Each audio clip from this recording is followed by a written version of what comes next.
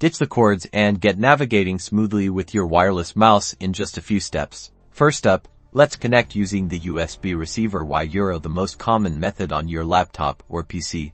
Locate the USB port. It's usually a rectangular slot on the side or back of your device. Now, take the USB receiver that came with your wireless mouse and plug it directly into that USB port. You should see a small light on the mouse or the receiver itself flashing or turning solid, indicating that it's trying to connect. Next, check your device. The connection should automatically establish. To confirm, move your mouse around.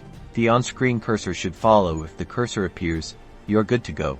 Now, let's connect wirelessly via Bluetooth. First, make sure your mouse has fresh batteries. Now, on your computer, go to your settings, locate devices, and then select Bluetooth and other devices. Turn on Bluetooth if it's not already enabled. Next, turn on your wireless mouse. You may need to press the connect button on the mouse often. There will be a small button, usually located on the bottom of the mouse. This triggers the pairing mode. In your Bluetooth settings on the computer, your mouse will appear as a device.